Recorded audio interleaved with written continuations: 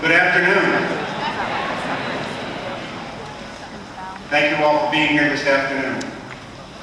If you would, please silence your cell phones. Thank you. So how about moving? How'd that go? How'd we do? Moms, dads, how'd we do, all right?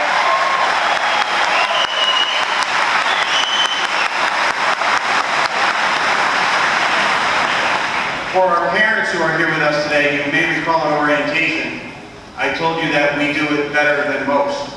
And I think today you got your first experience with regard to how we do things here at the University of Scranton.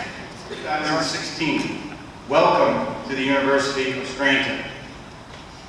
To our new students, I speak for our entire university community in congratulating you on your decision to continue your formal education here at our Catholic and Jesuit University.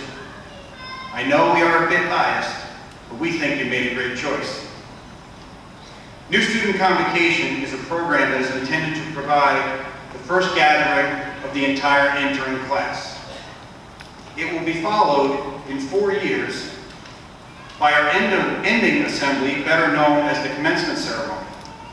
Our intent is to provide a formal beginning and a formal end to your journey while at Scranton. Today also marks your entrance into our family, a family that is comprised of approximately 5,000 undergraduate and graduate students, almost 300 faculty members, 650 staff, and more than 45,000 alumni. Welcome to the family. Father Quinn, members of the Board of Trustees, the deans, and members of the faculty, I've been given the honor of formally presenting to you the 972 members of the University of Scranton's class of 2016. These men and women, chosen by our admissions team from over 9,600 applications, have arrived on campus from as far as Ireland and the states of California and Washington, and from as near as the historic hill section of our own city of Scranton. They have already demonstrated a strong commitment to academic excellence, as evidenced by an SAT average of 1134 and a grade point average of 3.4.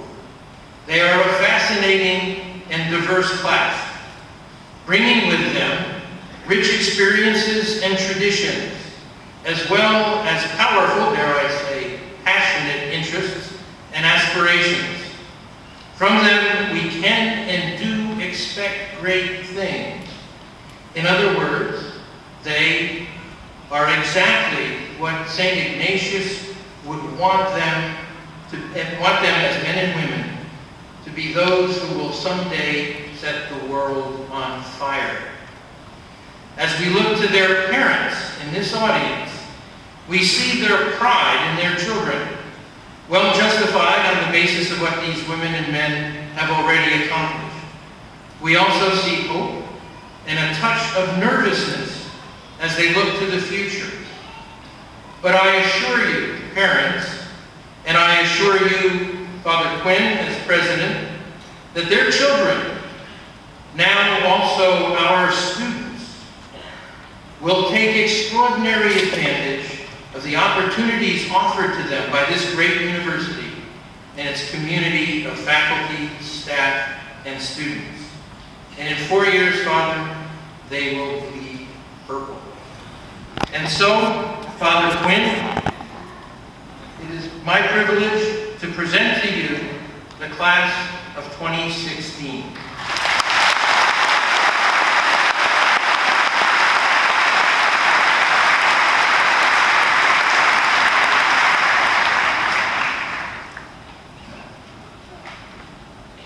On behalf of the Board of Trustees, the University Faculty and Administration, it is my privilege to formally accept these students and admit them to full membership in the University of Scranton class of 2016. Congratulations and welcome.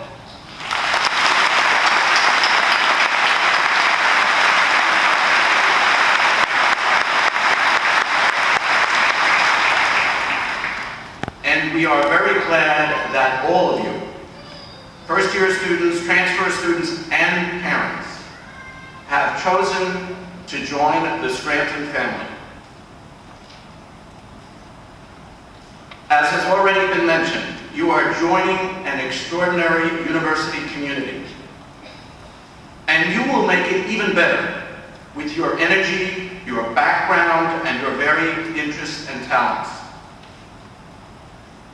To our new students, your experience here will be exciting, challenging, and most importantly, fulfilling as you enter a new chapter of your own lives. My prayer for you this day is that you find this place as welcoming and supportive as I have, and you experience the best of what we have to offer. This university, now your university, is a special place. The people and the mission make it so.